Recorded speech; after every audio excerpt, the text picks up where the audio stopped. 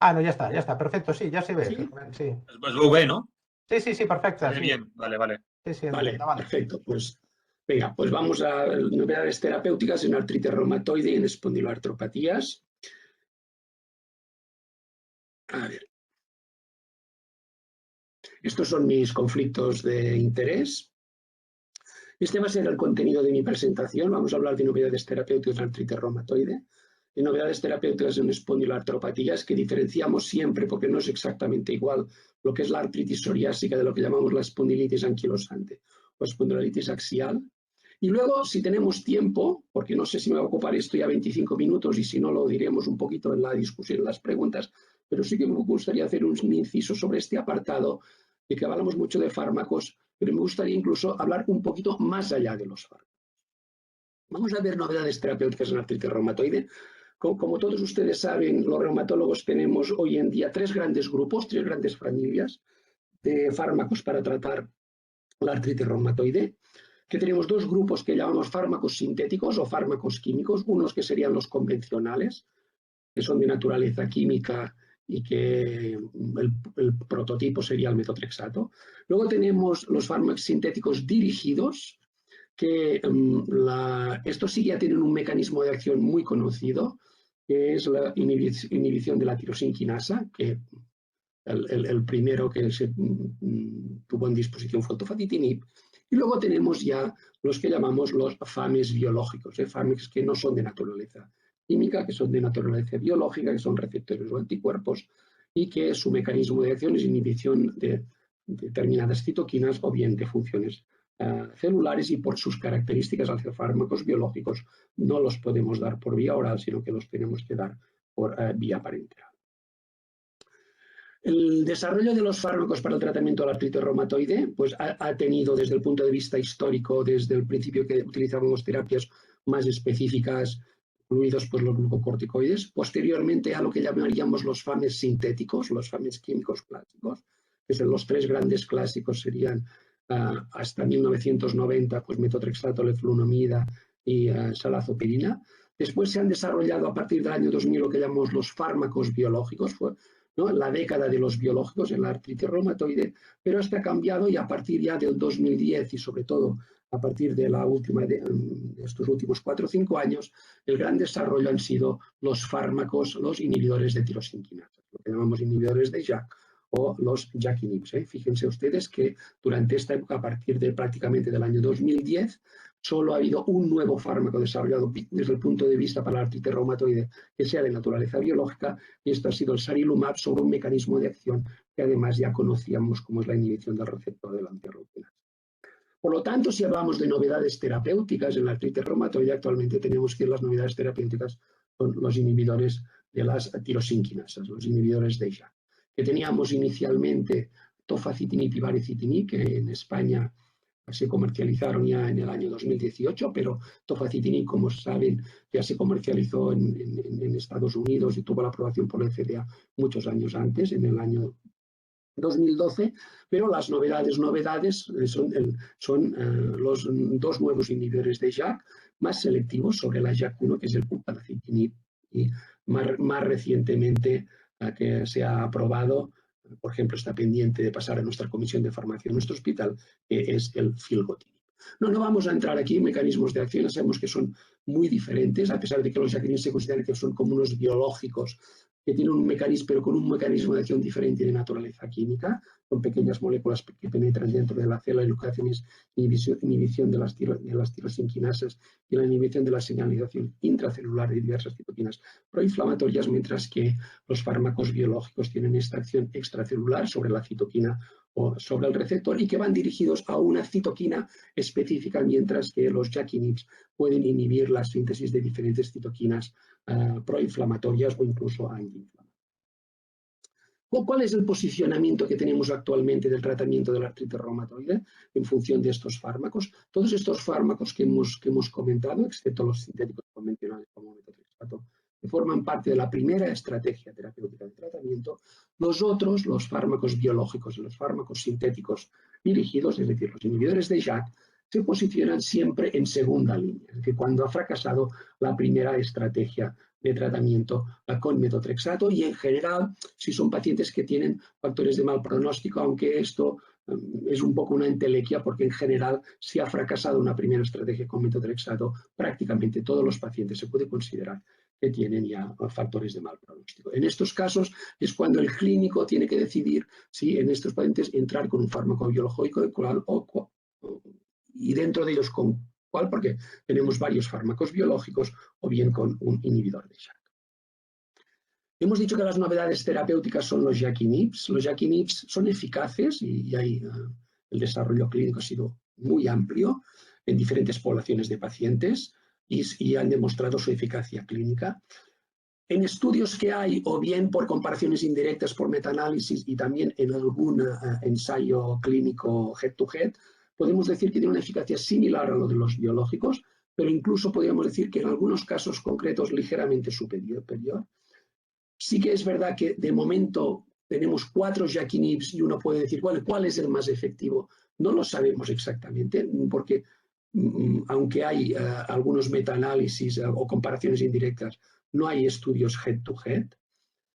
Los JAK inhibs tienen unas características importantes que lo diferencian un poco respecto a los otros biológicos, es que muestran eficacia, son muy eficaces también en monoterapia. Es decir, la mayoría de biológicos necesitan el metotrexato para obtener su máxima eficacia terapéutica. No sería el caso de los JAK inhibs y en este sentido se comportarían de una manera similar a los inhibidores de la IL-6 de los receptores de la.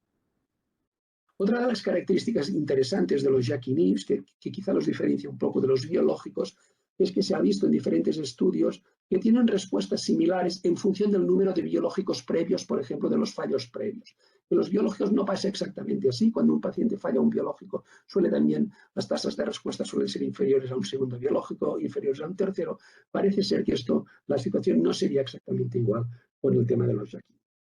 Uno de los problemas que tenemos con los JAK inhibs y que hemos estudiado muy bien con los biológicos y lo utilizamos mucho los reumatólogos es el tema de las optimizaciones de dosis, es decir, reducción de las dosis o bien incremento de los intervalos de administración, que hay una cierta evidencia científica en esto, cosa que, por ejemplo, no tenemos con los JAK.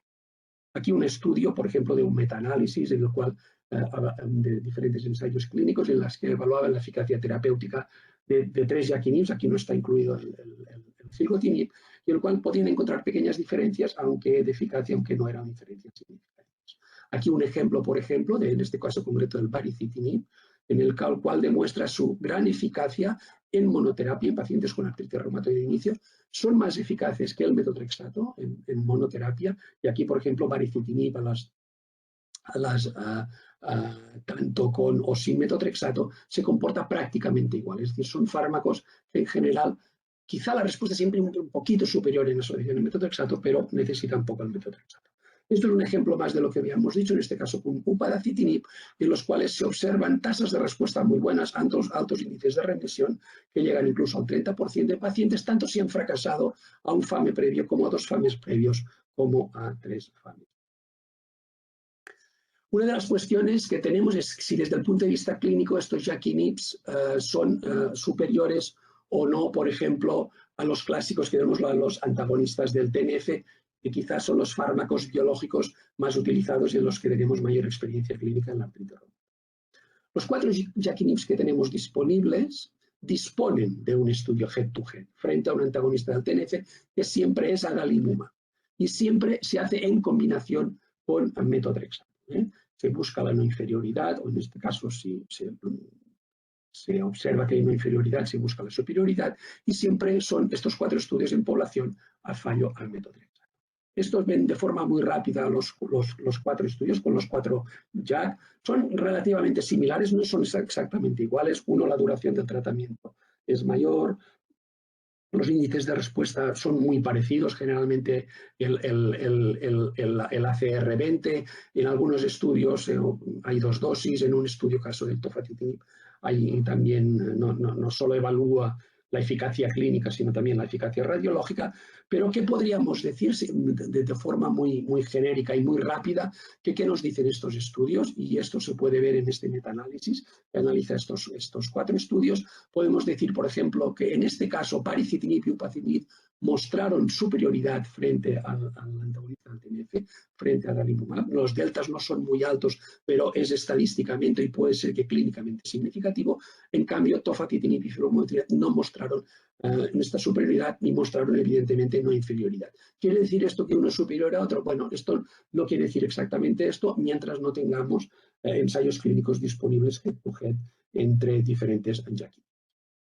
A la situación, a fallo anti-TNF, que es una situación en la cual se utilizan mucho los JAK inhibitors, es decir, muchas veces los reumatólogos empezamos porque tenemos más experiencia con fármacos biológicos, sobre todo con anti-TNF y básicamente también desde que tenemos los biosimilares, también está el aspecto económico, pero en estos pacientes utilizamos cuando han fallado a un biológico, quizá es donde se situaría más la estrategia de tratamiento con un JAK inhibitor. Solo hay un estudio, de hecho solo hay un estudio, que es el estudio Select Choice, que analiza, es un estudio head-to-head de upadacitinib, de un JAK inhibitor frente a un biológico, en este caso abatacept, en pacientes que han fracasado anti-TNF, en el cual muestra la superioridad de abatacept.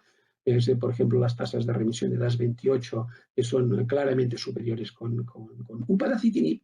Y aquí ven cómo se comportan los diferentes componentes de un índice de actividad que nosotros utilizamos mucho, que son los reumatólogos, que es el DAS28, en lo cual se puede observar que no se comportan exactamente igual. Por ejemplo, ¿no? El upadacitinib tiene mucho efecto sobre los reactantes de fase aguda, con más efecto, por ejemplo, sobre la valoración global de la actividad, sobre el dolor, pero si nos fijamos, por ejemplo, en esta gráfica vemos el número de articulaciones inflamadas, es decir, la sinovitis, este comportamiento es muy parecido. Muy bien que no hay muchas diferencias entre abatacept y upadacitinib. Y esto pone en énfasis una cosa que conocemos, esto por ejemplo es otro estudio, en los cuales observan, este es el estudio REVIM en pacientes tratados con baricitinib en comparación con adalimumab, en los cuales observan que si bien este es un estudio en los cuales mostraría la superioridad baricitinib, pero que incluso en pacientes en los cuales el baricitinib no ha logrado mejorar la actividad inflamatoria, que mantienen PCRs elevadas, incluso en este grupo hay una superioridad del baricitinib, en este caso frente a adalimumab, diciendo que probablemente hay este componente, el efecto que tiene sobre el componente del dolor que tienen los JAK inhibitors es superior a lo que puede ser superior a lo que tienen los fármacos biológicos y que este no dependería, o al menos directamente, de la mejoría de la inflamación. Desde el punto de vista de efectos adversos, tiene una tasa similares en general de incidencia de infecciones graves. Ya sabemos por su mecanismo de acción, cuando sobre la vía del interferón, que hay mayor frecuencia de herpes zóster con JAK inhibitor. Nos queda la duda porque hay datos en cuando filgotinib, esto no parece ser tan así. Y luego la gran duda de su efecto sobre el riesgo cardiovascular y la enfermedad tromboembólica. Los pacientes con JAK inhibitors tienen además algunas alteraciones de laboratorio algo peculiares, que son de significado clínico incierto y probablemente no tienen mucho significado clínico en general, ¿no? Por ejemplo, elevaciones de la gas o algunas citopenias. Aquí ves, por ejemplo, un análisis en el cual se analizan las tasas de incidencia de herpes zóster en pacientes tratados con JAK inhibitors, que generalmente se sitúan alrededor de los pacientes tratados con inhibidores de JAK entre 1,7 y 5,4 por 100 pacientes año. Es decir, esto quiere decir que un 90 y pico % de pacientes no van a desarrollar herpes zóster durante el primer año de tratamiento con JAK inhibitors, pero que esto es claramente superior a lo que se observa, por ejemplo, en los pacientes tratados con metotrexato o con biológicos. Y sabéis que hay algunos factores de riesgo que determinan este incremento del riesgo de infección por herpes zóster, como de la edad, el origen asiático o el tratamiento con glucóticos. Y este es el gran dilema que tenemos actualmente con el uso de los JAK inhibitors. Siempre habían dudas en cuanto a su seguridad desde el punto de vista de seguridad cardiovascular, que se incrementaban o no los fenómenos tromboembólicos. Y a partir de este estudio, que esto yo creo que, no sé si el doctor Salaver va a hacer énfasis en esto, por lo tanto no he querido incidir mucho, pero sí que, como saben ustedes, que existe el estudio Surveillance, que analiza, es un estudio observacional en el cual, de hecho es un ensayo clínico en el cual analiza las tasas de efectos adversos en pacientes tratados con un JAK-inhib, concretamente con tofacitinib, en comparación con 2 anti-TNFs, etanercept y adalimumab, a lo largo del seguimiento, con una mediana de exposición de 4 años, en pacientes que tienen algún tiempo, todos son pacientes de más de 50 años y tienen algún factor de riesgo cardiovascular, y encontrarían un incremento del riesgo. El riesgo absoluto es bajo, pero hay un incremento del riesgo de enfermedad cardiovascular, incluso de cáncer, en pacientes tratados con tofacitinib respecto a los pacientes tratados con anti-TNF. Esto ha llevado, como saben ustedes, pues a la FDA a intentar pues, delimitar el uso de estos fármacos o a emitir unas recomendaciones, por ejemplo, posicionándoles siempre después de un anti-TNF y valorando el riesgo cardiovascular o los antecedentes de cáncer en estos pacientes. Y la EMA en estos momentos pues, está analizando también y lo ha hecho en el sentido de la FDA de recogerlo todo como un posible efecto de clase, y ahora también la EMA en estos momentos lo está analizando también si tiene que poner algunos warnings, no solo a tofacitinib o si queréis lo podemos comentar posteriormente, sino también el resto de inhibidores. Vamos a ver las novedades terapéuticas en espondiloartropatías, vamos a empezar primero con la artritis psoriásica. La artritis psoriásica realmente es una enfermedad que cada vez que la analizamos nos vuelve un poquito más compleja. Es decir, hay diferentes vías, diferentes mecanismos que se han visto involucrados en la artritis psoriásica y sobre todo también en lo que llamaríamos la enfermedad psoriásica, con las diferentes manifestaciones de la enfermedad psoriásica. Aquí pueden ver de forma muy rápida cuáles son los fármacos disponibles que tenemos actualmente para la artritis psoriásica. Tenemos, por ejemplo, desde el punto de vista de fármacos sintéticos convencionales y fármacos anti-TNF, igual que en la artritis reumatoide, también el abatacept, aunque el abatacept prácticamente no lo usamos en la artritis psoriásica, porque sé que es un poco menos efectivo. Aquí teníamos en este momento, que es un dato del año 2021, perdón, el tofacitinib, y luego también que era muy similar a lo que se ve en la artritis reumatoide. Pero es cierto que hay algunos fármacos que se intentaron desarrollar para la artritis reumatoide que no han sido efectivos y en cambio han demostrado efectividad en la artritis psoriásica y en la psoriasis, que son los inhibidores de la IL-12 y IL-23 y los inhibidores de la IL-17. Y también el inhibidor de la fosfodiesterasa 4, el apremilast. De todas maneras, si nosotros queremos hablar de novedades en artritis psoriásica, novedades recientes de estos últimos meses o años, fundamentalmente las tenemos a nivel de dos niveles, sobre todo los que están marcados en rojos, que son los anticuerpos contra la interleuquina 23, el custelkumab y el risankizumab, y luego los inhibidores de JAK, teníamos el TOFA y ahora ha recibido la indicación en artritis psoriásica también el UPA. Fíjense ustedes que es un poquito complejo, nosotros somos reumatólogos y nosotros tratamos a la artritis, pero hay muchos dominios en la enfermedad psoriática, lo que es la enfermedad cutánea, la enfermedad ungueal, la artritis, y dentro incluso de la artritis, pues la entesitis y la afectación periférica, si hay axial, a veces hay manifestaciones extraarticulares tipo uveitis, enfermedad inflamatoria intestinal, etc., ¿no? Aquí fíjense ustedes que si nosotros hablamos aquí en el centro, vean aquí que si nosotros hablamos de artritis periférica o entesitis y dactilitis, todos estos grupos de fármacos que tenemos disponibles actúan de una manera relativamente similar. Cosa diferente que se observa, por ejemplo, en el caso de la psoriasis. Ahora reverbera un poco, no sé qué pasa. ¿Se me oye bien? Alberto, me parece que no estás mutado y por esto reverbera. Perdón. Vale, es que hasta ahora se oía bien. Vale.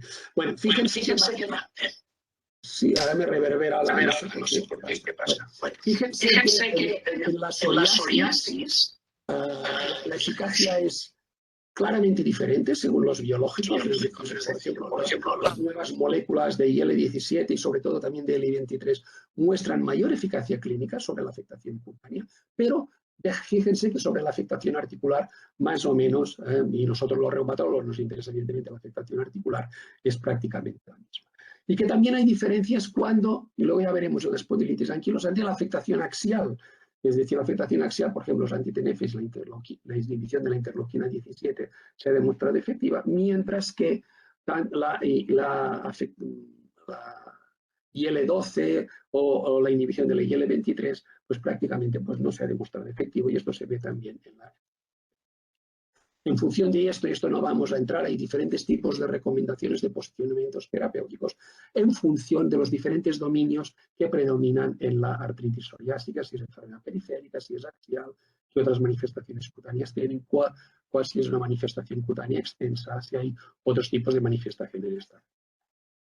Hemos dicho, no obstante, que cuáles son las novedades en la artritis psoriásica. Ya teníamos, estos son los estudios en los cuales se basan a las nuevas indicaciones en la artritis psoriásica, que sería el tofacitinib, que ya lo conocíamos, y el upadacitinib, que es una de reciente indicación en el caso de la artritis psoriásica.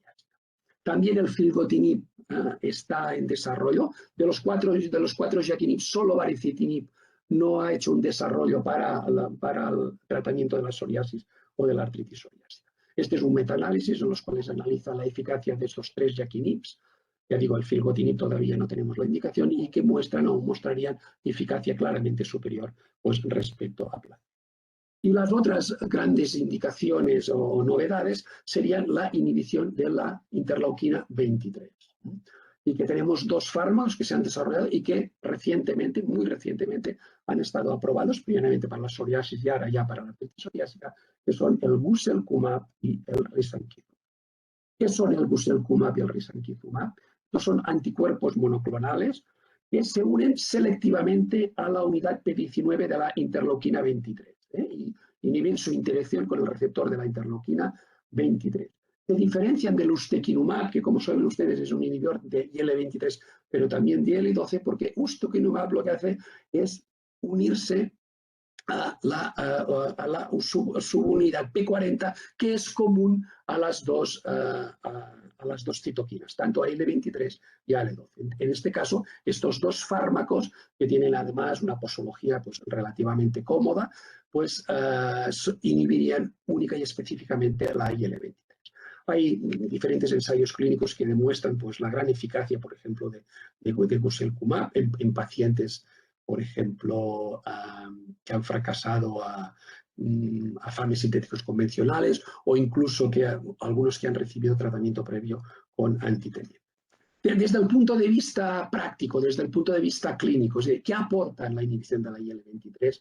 Concretamente, en este caso es un metaanálisis que no analiza risankizumab, analiza básicamente el guselkumab respecto a la que hay ya en artritis psoriásica. Pues fíjense que tiene desde el punto de vista articular una respuesta comparable, son fármacos muy efectivos, comparables a anti-TNF y anti-IL-17, y que parece que son mejores desde el punto de vista al menos, por la afectación cutánea también son muy efectivos, pero mostrarían una mejor efectividad, por ejemplo, que ustekinumab, que apremilast o que avatar. Dentro de las nuevas aproximaciones en artritis psoriásica, que también está en desarrollo, está otro inhibidor, en este caso de la IL-17. Este actuaría lo que llamamos un inhibidor dual de la IL-17, la isoforma IL-17A y el IL-17F es bimequizo. Aquí ven los diferentes fármacos que tenemos para estas enfermedades, la espondilitis axial, tenemos espondilitis anquilosante, espondilitis axial no radiográfica, etc. Utilizamos mucho los FAMES. Los FAMES sintéticos convencionales básicamente son exclusivos de las formas periféricas, no para la afección axial vertebral. Tenemos los 5 anti-TNFs igual que en la artritis reumatoide y dentro de los biológicos también tenemos a los anti-IL-17. No tenemos a los anti-IL-12, 23 ni 23, porque se han demostrado que realmente no son efectivos. ¿Cuál es la novedad terapéutica? Si hablamos de novedad terapéutica, pues son los JAK-inhibs.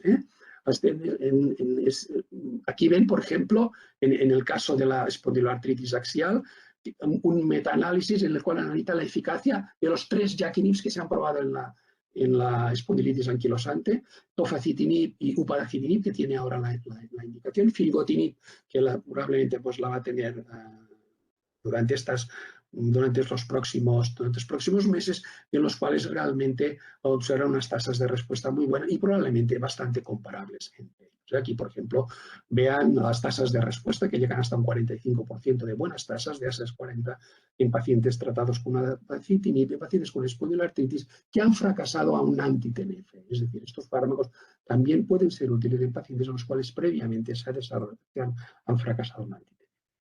Esto es para poner énfasis, que es una de las cosas curiosas y uno de los misterios que tenemos en la reumatología, porque en las formas axiales, bien las formas axiales de artritis psoriásicas, bien en la artritis la inhibición de la IL-23 no funciona, cosa que sí pasa en la artritis psoriásica, y en cambio sí que funciona la inhibición de la IL. Y luego yo no sé si tengo 3 minutos para hablar más allá de los fármacos. Sí, adelante, vamos bien. ¿Sí? Sí. Vale. Fíjense ustedes que nosotros tenemos muchos fármacos para la artritis reumatoide, para la artritis psoriásica, para la espondilitis. Una de las cosas que sabemos, sobre todo en la artritis reumatoide, que los fármacos están muy bien, pero es muy importante cómo los utilizamos, qué estrategia tenemos, cómo utilizamos estos fármacos. Y luego otro concepto, que es el que tenemos que vamos a ahondar un poquito, nada, 2 minutos, que es lo que llamamos el techoterapia. Esto ya es una cosa muy conocida, en este caso en la artritis reumatoide, que es muy importante utilizar bien los fármacos. Por ejemplo, en el caso de la artritis reumatoide, diagnóstico precoz, tratamiento precoz, introducción precoz del fármaco y hacer una estrategia que llamamos treat to target, con objetivos claros, objetivo que es la remisión, un control estricto de la enfermedad y hacer cambios o modificaciones terapéuticas cada vez más frecuentes hasta lograr la remisión o la baja actividad de la enfermedad. El problema que tenemos, y ustedes lo han podido ver también en la presentación que yo les he hecho, y lo podemos ver en la artritis reumatoide, pero también en las otras formas de enfermedades inmunodeterminadas, es que a pesar de que aparecen nuevos fármacos, nuevos mecanismos de acción, nuevas aproximaciones terapéuticas, nuevas dianas, seguimos teniendo lo que llamamos el techo terapéutico. Las tasas de respuesta a en estos casos suelen ser relativamente similares en los diferentes tipos de población. Podemos hacer algunos matices, como hemos comentado con los inhibidores de JAK en comparación a adalimumab, pero uno de los grandes problemas que tenemos es que seguimos teniendo lo que llamamos el techo terapéutico. Llegamos hasta un límite. Siempre quedan un grupo de pacientes relativamente importante, 20-30% de pacientes, que no acaban de responder, y en el caso de la artritis reumatoide se ha cifrado que hasta un 10-15% de estos pacientes se considera que tienen lo que llamamos una artritis reumatoide refractaria, que han hecho ya varias estrategias de tratamiento con 2 fármacos sintéticos, con 2 fármacos dirigidos, sea biológicos o sintéticos, y que no acaban de responder. Fíjense, esto lo pueden ver en este gráfico, en los cuales son pacientes con artritis reumatoide de inicio. Estos tienen tendencia a mejorar la respuesta terapéutica. Fíjense, con 4 estrategias de tratamiento, una estrategia que es utilizar el metotrexato con esta estrategia treat to target y otra comparado con un anti-TNF o una abatacept o tocilizumab, las tasas de respuesta son realmente muy similares. Los índices de remisión son muy altos porque es un 50%, una remisión muy estricta, pero esto nos está diciendo que nos estamos moviendo siempre en porcentajes. Por lo tanto, uno se pregunta cómo podemos vencer este techo terapéutico. Uno sería el desarrollo de nuevas dianas, y esto es verdad, pero ya no lo hemos estado haciendo hasta ahora, y la verdad es que seguimos teniendo este techo terapéutico, y probablemente el futuro del tratamiento de estas enfermedades inmunomediadas será la búsqueda de biomarcadores de respuesta, de lo que llamamos medicina personalizada.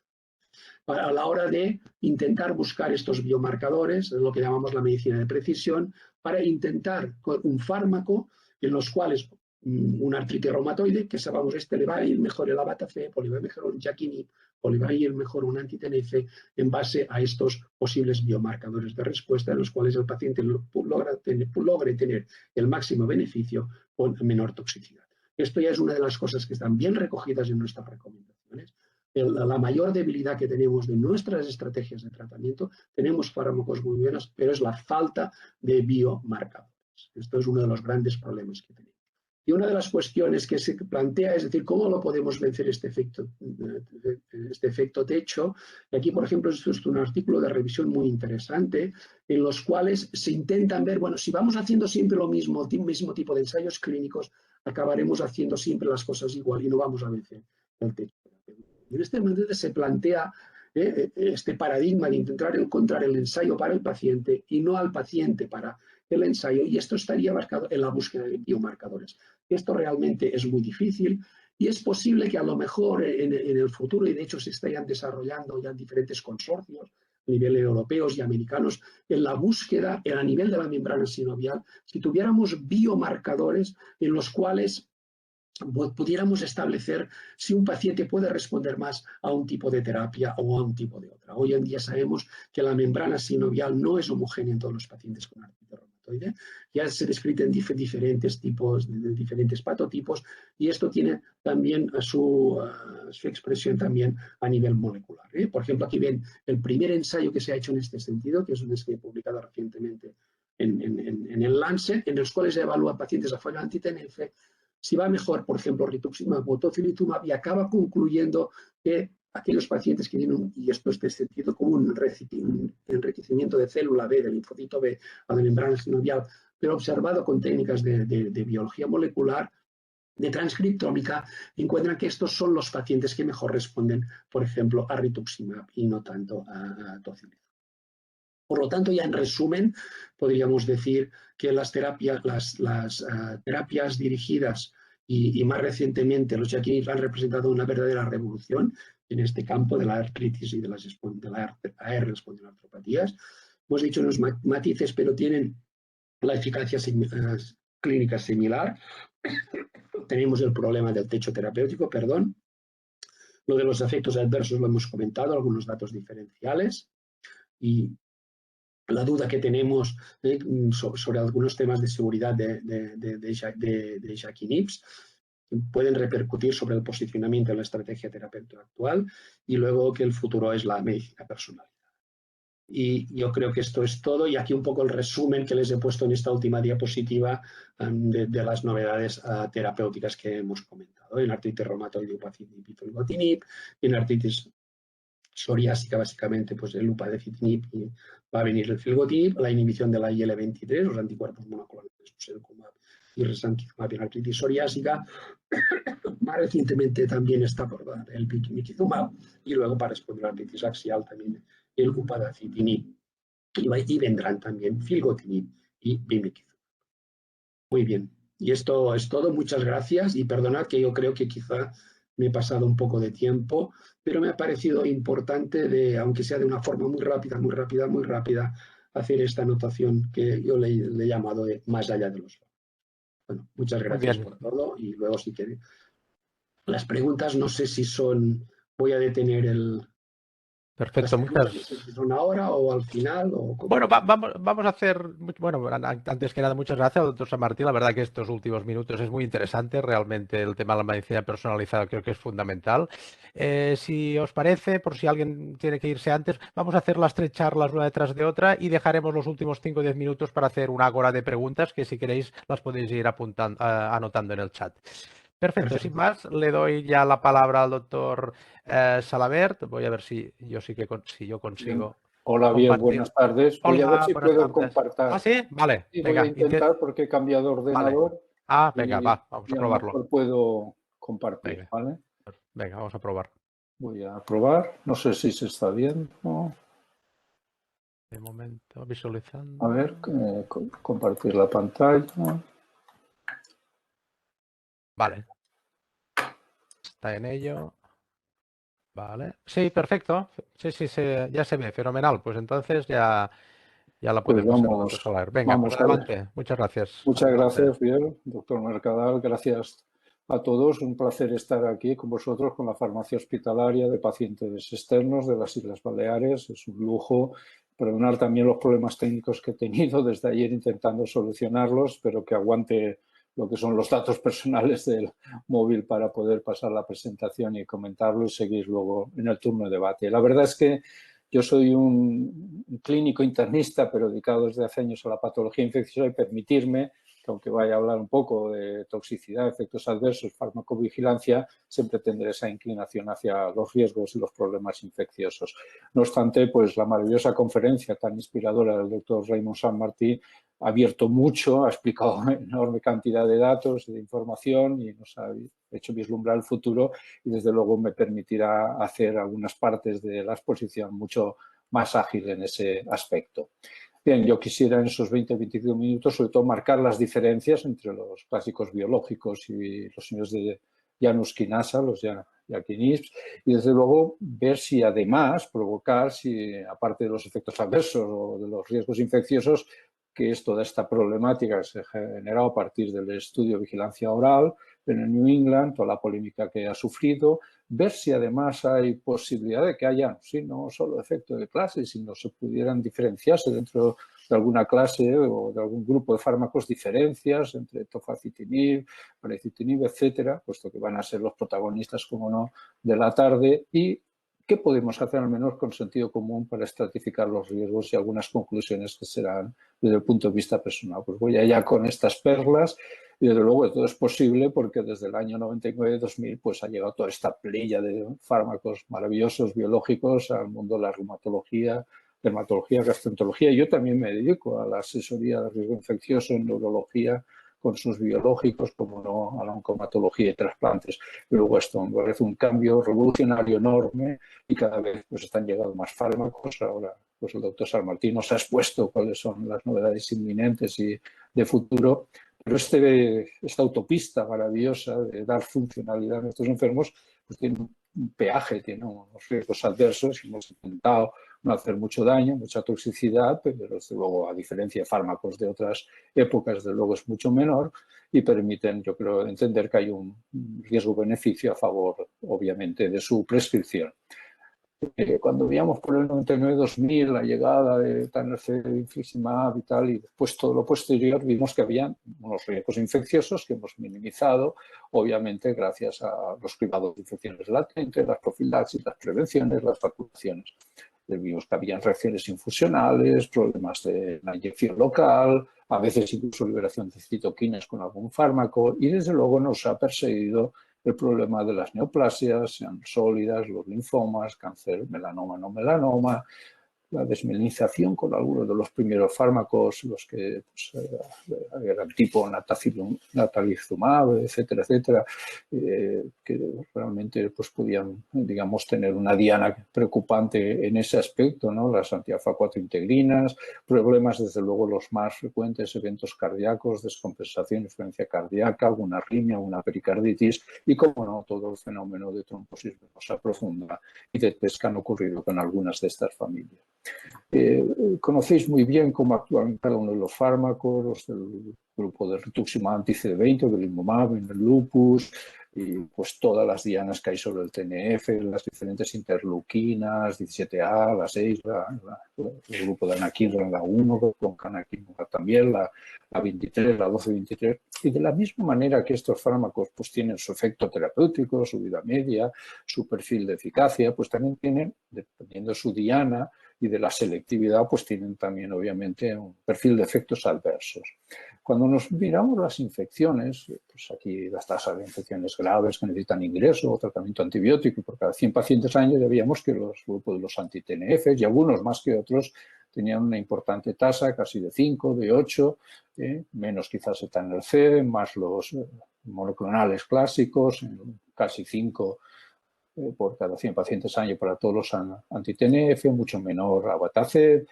Rituximab tiene efectos infecciosos o propuestas infecciosas de riesgo muy concretas y más el grupo viral, la hepatitis B, la leucopatía multiprogresiva y también la hemocistosis y algunos otros, pero es realmente una tasa baja, ¿no? Y fijaos aquí, tofacitinib, como este inhibidor Janus Kinasa, el primero, pues ¿dónde se situaba? Número de ensayos, número de pacientes y la exposición acumulativa en años. Luego veíamos que los inhibidores Janus Kinasa producían una tasa más bien baja, pero muy concreta. Es decir, una cosa es lo cuantitativo y otra es lo cualitativo. Y llegaron nuevos fármacos, ustekinumab y todos los que han llegado después, Tildra, Risan, y vemos que realmente el riesgo infeccioso pues era muy bajo, era casi como, pues, mejor que el Metrotexate incluso, o que los no biológicos como tal. De hecho, hay un grupo de fármacos que no incrementan o es mínimo el efecto a favor de provocar infecciones. Ahí estaría el grupo de los antagonistas de interleuquina 1, como anakinra, conocéis bien, todos estos de interleuquina 12-23, de manera que algunos se cuestionan no el no hacer cribado de las infecciones latentes, sino a lo mejor simplemente plantearse si se podría diferir con el inicio con estos nuevos fármacos. Los pacientes son diferentes a los años 2000, 2005, 2010. Bueno, aquí tenéis otros fármacos, no es el momento de atenderlos esta tarde, pero como veis ahí, en este sentido, clases, familias con mucho o muy poco riesgo infeccioso. Y lo otro que hemos aprendido es que algunas relaciones biounívocas conviene conocer esos emparejamientos, no olvidarlos, porque hay medidas de prevención estupendas para poderlas llevar a cabo, vacunaciones, etcétera. Y sin entrar en detalle, pues ya vimos como tuberculosis, leishmaniasis, sobre todo en la cuenca mediterránea, están muy relacionados con el anti-TNF. No olvidemos el peso del corticoide, como la enfermedad inflamatoria, citopenia, corticoides y anti-TNF favorecían algunas colitis o infección por citomegalovirus, el problema de reactivación de la hepatitis B con varios de ellos, incluidos los Janus kinasa, problema de la leucopatía multifocal progresiva con los anti-alfa contra pero también con rituximab, problemas de hongos, afortunadamente micosis muy superficiales de cándida con los anti-interleuquina 17 y, bueno, pues todos estos inhibidores de Janus kinasa, tofacitinib, Ruxo, Bari. El problema, como bien conocéis, cualitativo ya es el grupo herpes, sobre todo varicela zoster, herpes simple, algunos otros de la familia herpes, Epstein-Barr-CMV en muy poco rango ya. Y, ojo, un pequeño aumento, sobre todo en el campo de la oncomatología, pues de neumocistosis, que obliga a prevención con cotrimoxazol. Y, desde luego, la relación clara que eculizumab para el HPN o el hemolítico urémico atípico tiene con el meningococo y la necesidad de vacunación o de profilaxis. Vimos, pues, que tofacitinib en concreto, entre los Janus kinasa, pues tenía esa tasa. Vemos a Martín lo ha mencionado, yo puedo obtener a lo mejor otras series, pero una tasa elevadita, 4,4 por cada 100 pacientes año, sobre todo si la comparamos con tasas menores a 4 a 3 que hay con los anti-TNF y con algunas otras familias, pues como anti-interleuquina 6. De hecho, es muy llamativo que esa tasa de incidencia es prácticamente en torno a 4,4 por cada 100 pacientes años y de ahí que se aconseje profilaxis antiviral y hoy por hoy, no solamente para prevenir esos episodios de herpes simple, sino de varicela zoster, pues puede hacer una vacunación teniendo tanto la vacuna ya, digamos, de virus vivos y sobre todo la vacuna, dependiendo de cómo es autónomas y prestaciones, pues la vacuna de prácticamente recombinante enormemente eficaz, puesto que se utiliza también en el trasplante de progenitores hematopoyéticos. No entraré en otras relaciones, pues porque realmente nos vamos a dedicar a los fármacos hoy del mundo de la reumatología. Pero sí que quiero señalar que este riesgo de varicela zoster es importantísimo porque conlleva discapacidad, incomodidad, digamos, pérdida de gran calidad de vida, sobre todo en pacientes más mayores, más ancianos, por encima de 70 años, sobre todo con la neuralgia posherpética. Esto es realmente un problema y si además te ocurre de manera más joven, es un problema también laboral, es un problema doméstico familiar serio, un problema social por la incapacidad que produce este tipo de dolor que muchas veces lleva al consumo de fármacos, como sabéis, antiepilépticos, gabapentina, pregabalina, combinaciones con mórficos, etc. Es decir, condiciona tu vida, por lo tanto, mejor evitarlo. Y si no se ha podido evitar una primera vez, evitar que se repita o recurra. Fijaros, pues, como los inhibidores de quinasa, en esta maravillosa revisión que utilizamos los infectólogos, entran dentro de aquellos grupos de fármacos con categoría, digamos, de riesgo bajo moderado y, sobre todo, y comparado con otros tipos de fármacos más productores de infecciones en cantidad y calidad, pues las infecciones graves, sobre todo son por tofacitinib y, como podréis ver, sobre todo son herpes zóster, con esa horquilla que aquí, por ejemplo, la sitúa en 2,5, 5,3, 100 pacientes año, pues situábamos 4,4, por ahí está. Estos serían fármacos con mucho más problemas, con un gradiente de riesgo de infección muy grande que hoy por hoy no van a entrar en lo que es la conceptualización de nuestra tarde. Pero fijaros comparativamente, estos son datos que aporta el Ministerio de Sanidad en todo el documento para prevenir lo que es el herpes zóster, el documento de vacunación frente al herpes zóster, lo podéis consultar, es la línea oficial. Esta tabla estupenda permite ver en los pacientes con condiciones de riesgo y en aquellos inmunocompetentes cuál es la tasa por cada 1000 personas al año. Y como veis, en este caso, los anti-YA pueden ser superiores incluso a los tumores sólidos o a las homeopatías alinear con esos 110 casos. Por lo tanto, creo que es muy importante la concienciación en este aspecto a la hora de manejar con los pacientes con estos inhibidores. Aquí tenéis también un artículo de revisión reciente del grupo inglés, interesante, situando las tasas para cada uno de los fármacos. Veis diferencias, y no solamente pequeñas, si queréis, a lo mejor no significativas entre cada uno de ellos, cada uno de los fármacos que el doctor San Martí ha expuesto, añadiendo los últimos llegados, upadacitinib o filgotinib, sino que además incluso podrían haber diferencias entre las entidades, enfermedades y tipos de pacientes, ya sea artritis reumatoide, psoriásica o la enfermedad inflamatoria intestinal como tal. Y siempre una reflexión, si hay gente más joven o no clínica allegada hoy, pues esta tarde, que la neutropenia sí existe, los corticoides, la combinación de familias de fármacos, la comorbilidad que hablaba, todo esto y la edad, la historia de infecciones previas, todo esto son riesgos de infección que pesan mucho y que no se deben olvidar y que a veces son más importantes que el propio grupo de fármacos que estamos utilizando, ya sean biológicos de última generación o los quinasa. Bueno, con todo esto, pues hoy tenemos una cantidad de dianas y de fármacos para tratar la hiperinflamación, como queráis llamarlo. Aquí han venido a sumar, como no, los protagonistas de esta tarde, más allá de los biológicos, anti-TNF y las 1723, etcétera, pues tenemos aquí los seguidores de Janus quinasa. No olvidemos también a veces el riesgo que aporta los anti-CD20 con rituximab. Bueno, vamos a hablar un poco de este grupo, de los yaquinibs.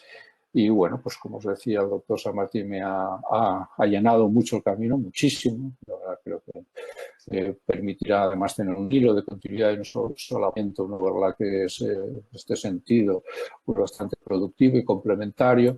Y bueno, pues es importante tener en cuenta que hay diferencias con los inmunosupresores tradicionales y diferencias dentro de estos nuevos fármacos entre lo que serían los biológicos clásicos, los monoclonales, las proteínas de fusión dimérica como TRC o las pequeñas moléculas con dianas muy complejas como los inhibidores de Janus, de tirosin quinasa, donde aquí pues la vida media no son días o semanas o meses, sino que son horas, habitualmente son orales. Se trata de esos segundos mensajeros intracelulares, más de síntesis química y desde luego, pues así como los biológicos tenían muy pocas interacciones como tal, estos pueden tener algunas debido a la farmacocinética y farmacodinamia que exhiben. Desde luego esta vía es importantísima, como podéis ver en esta fotografía, en este diseño, pues importante todo lo que es la estimulación de Janus quinasa a través de cada una de las citoquinas concretas para la hematopoiesis, las propiedades inflamatorias antiinflamatorias, respuestas frente al virus. Hemos aprendido los infectólogos y clínicos durante la pandemia con el coronavirus, la inmunidad innata, la diferenciación de células T, la proliferación de esas mismas células, la diferenciación mieloide-linfoide, la respuesta de fase aguda. Por lo tanto, es enorme la heterogeneidad y esa capacidad proteiforme de actuar a través de todos los receptores de Janus quinasa, la vía ya que está, todos esos segundos mensajeros. Y aquí tenéis esta línea de tiempo que también ha sido ya explicada y la llegada de cada uno de los fármacos de facitinib hasta los actuales, upada o filgotinib y cada una de las indicaciones para artritis reumatoide, psoriásica, espondilitis o colitis ulcerosa que ha habido a lo largo del tiempo. Es clave, ¿no?, el que nosotros inhibamos estas Janus quinasa, dejemos que, por lo tanto, la citoquina no pueda actuar sobre el receptor, no se fosforilen las enzimas, esto a su vez no ayuda a que también se fosforilicen después de la actuación sobre los dímeros o monómeros, pues la vía del STAT no se trasloca, no pasa al núcleo, no se produce la transcriptómica necesaria para crear los productos hiperinflamatorios, todas las proteínas, todos los biomarcadores recantes hiperinflamatorios que se traducen y transcribirían. Por lo tanto, hay una inhibición de segundas y terceras señales de comunicación del lenguaje intracelular como tal.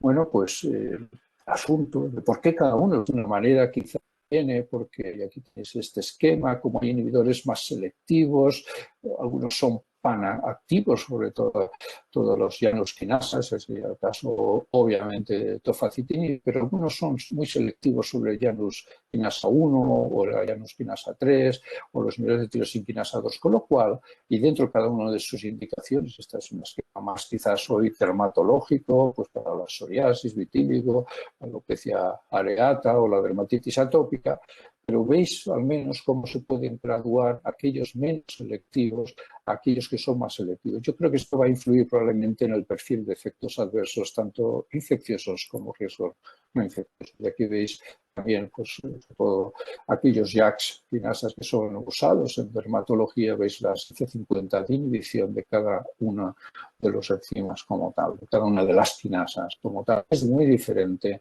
para tofacitinib, ruxo, bari, etcétera, etcétera. Desde luego, lo que producimos es que todos estos factores de crecimiento, interleuquinas, eritropoyetinas e todo interferones, lo cual interesa mucho de cara a la infección viral, puede ser el caso del herpes zóster, todo estaría enormemente alterado por el bloqueo que producen nuestros JAK inhibitors como tal.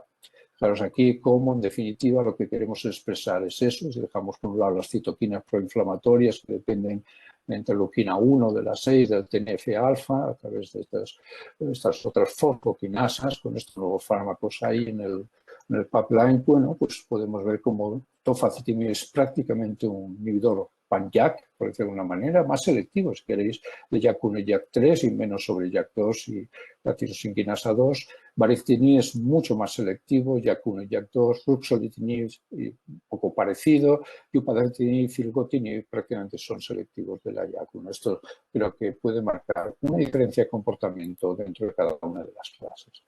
Y bueno, hasta hace 10 meses vivíamos con cierta comodidad en cuanto al perfil de seguridad de todos estos fármacos, sabíamos la infección que producen, la tasa que puede dar cada uno de ellos, el herpes zóster, un poquito tuberculosis a vigilar, que con el privado de infección tuberculosa latente se minimizaba, conocíamos también un poco el grado de neoplasia, linfoma, los eventos cardiovasculares mayores y todo el tema de trombosis venosa profunda, vamos.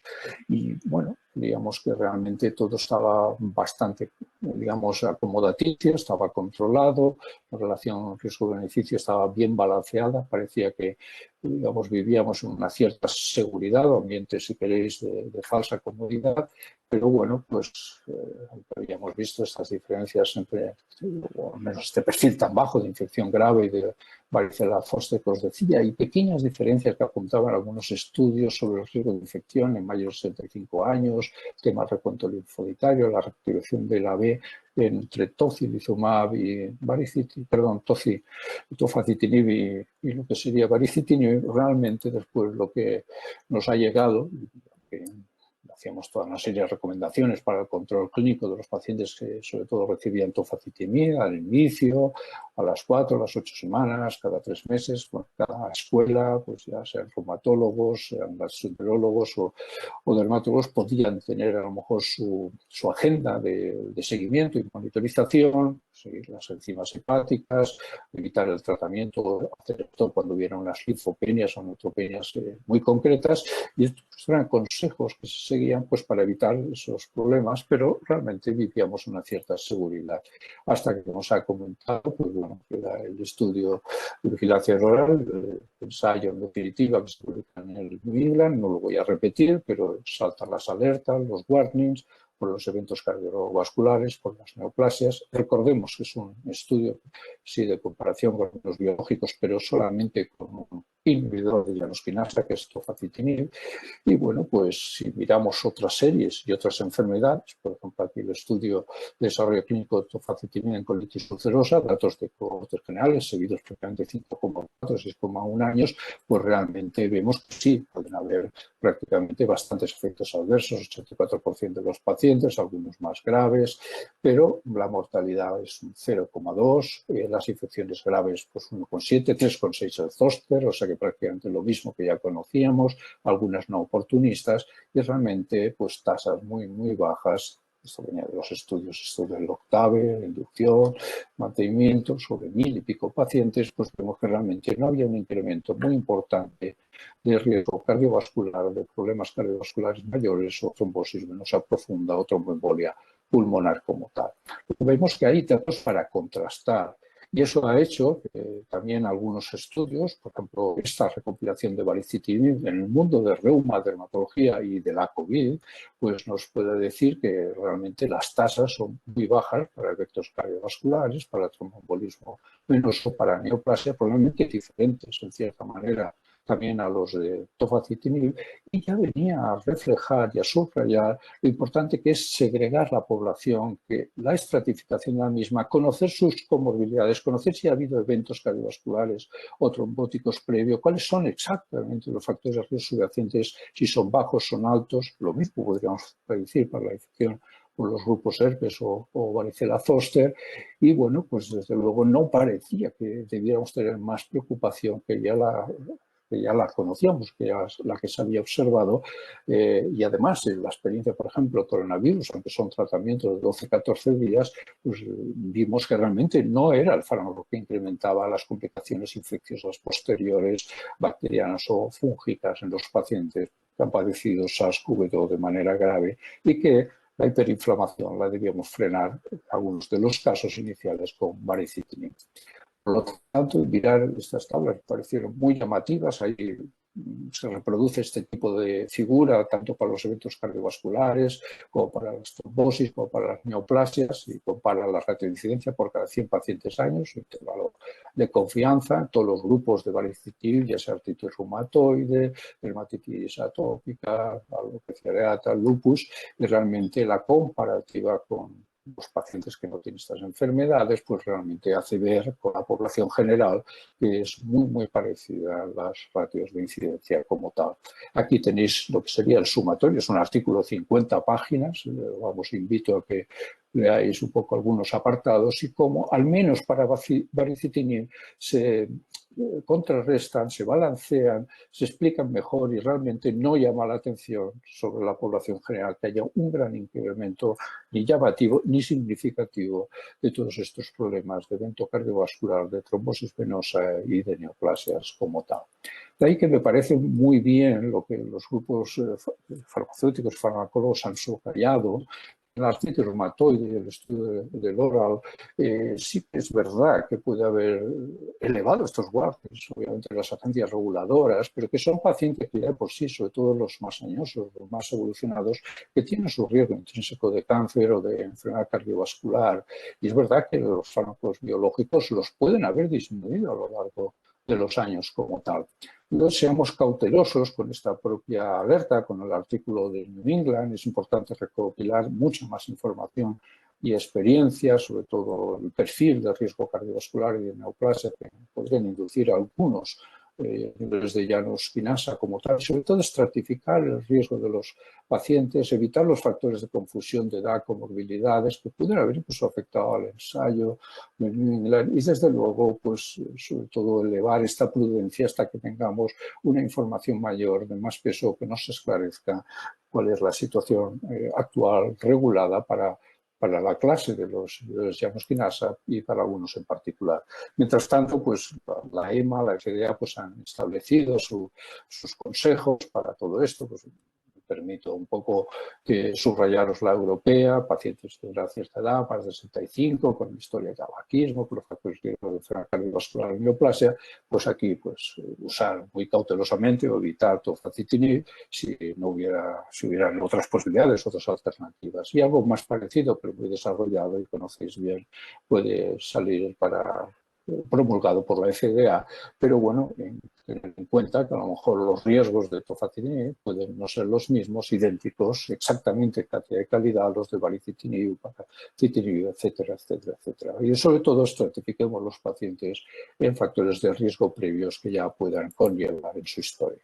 De ahí que también se haya planteado esta especie de macro, de cuadro, me parece muy interesante, hasta que tengamos los datos completos de seguridad de los inhibidores de Janus quinasa y hacer esta especie de monitorización reflexiva de los factores de riesgo de los pacientes, de la manera que hacen los cardiólogos, pues, el caso de los estudios Framingham, o con la hipertensión, o con los eventos cardiovasculares, la cardiopatía isquémica, el fallo cardíaco. Es decir, intentemos identificar los factores de riesgo generales, ya sea de trombosis, de evento cardiovascular, de neoplasia, sobre todo en gente de más edad, con antecedente de tabaquismo, y veamos si existen estos datos, si ya han tenido esos eventos, y evaluemos el riesgo basando pues, en ese número de factores de riesgo que pueden acumular algunos pacientes. Porque probablemente es la mejor manera hasta ahora de utilizar los fármacos y no dejar de desusarlos de manera, pues digamos, como si diéramos un hachazo a toda una familia estupenda.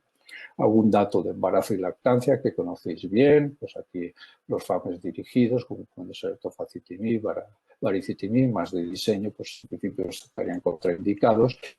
Y tenemos otras opciones más seguras en el tratamiento de la mujer embarazada o lactante.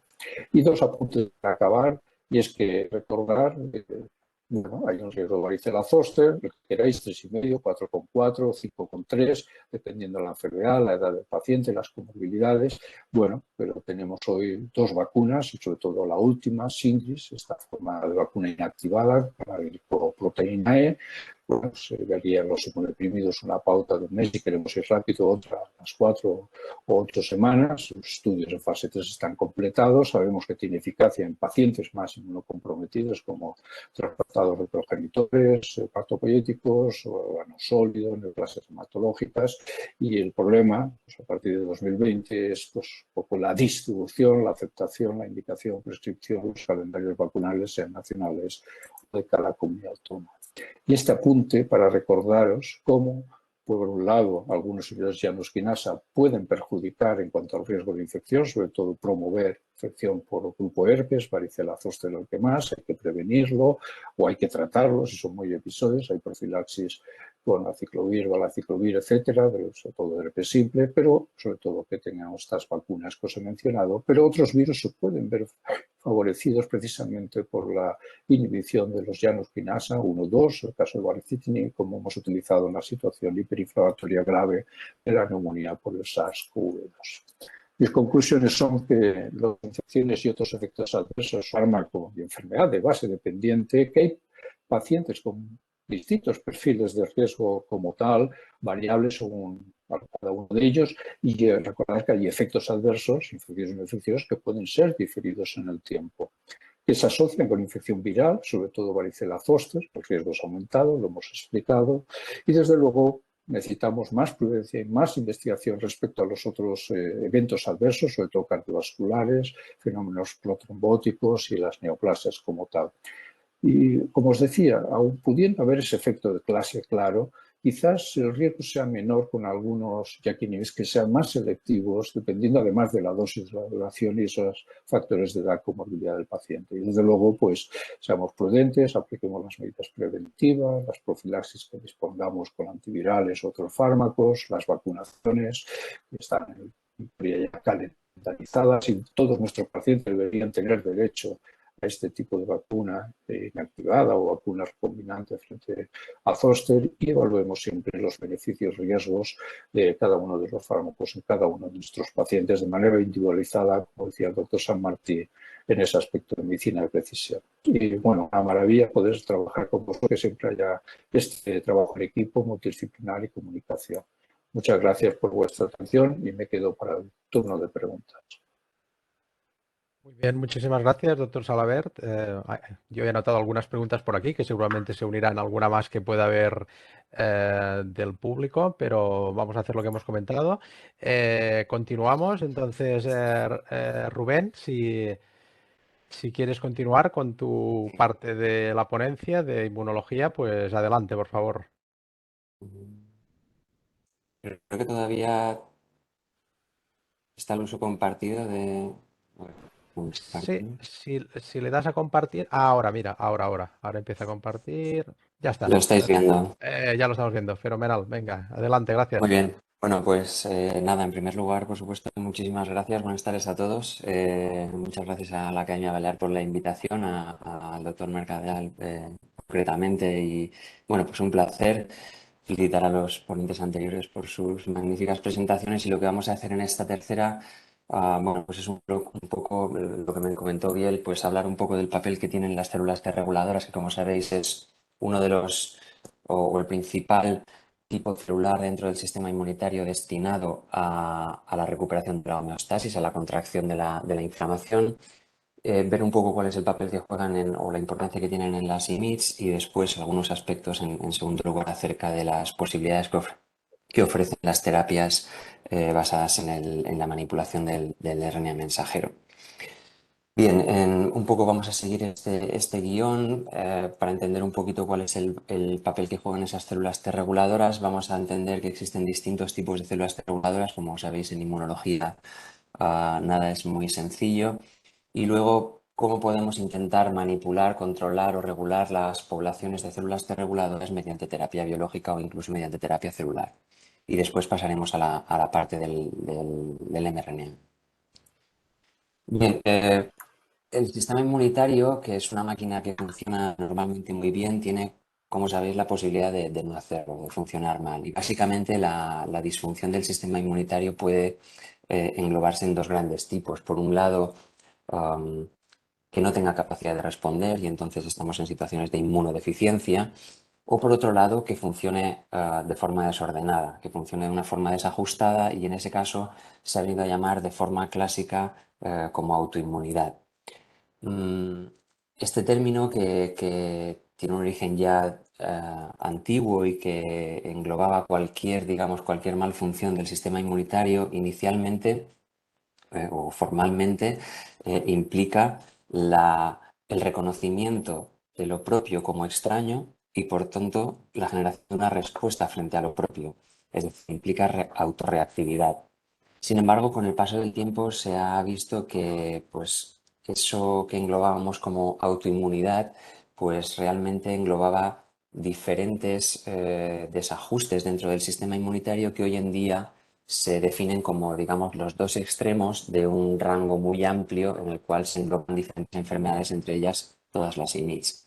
Por un lado está efectivamente la autoinmunidad, que como os comentaba y de forma pura consiste en la autorreactividad del sistema inmunitario, es decir, la presentación errónea de antígenos a nuestra respuesta T, y esa presentación errónea da como consecuencia la generación y la expansión de clones de células T que responden frente a proteínas propias y por tanto estamos generando un daño muy severo e incluye también, por supuesto, al activarse las células B, la generación de autoanticuerpos.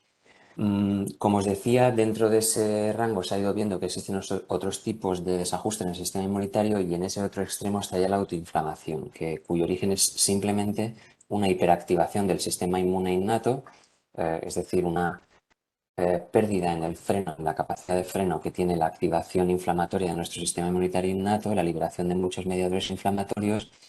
Y es verdad que la consecuencia final es muy similar a la autoinmunidad. Es la activación permanente de una respuesta T que hace que estemos de manera sostenida generando mediadores inflamatorios y expandiendo clones de células T proinflamatorias que acaban generando un daño estructural en los tejidos donde se lleva a cabo.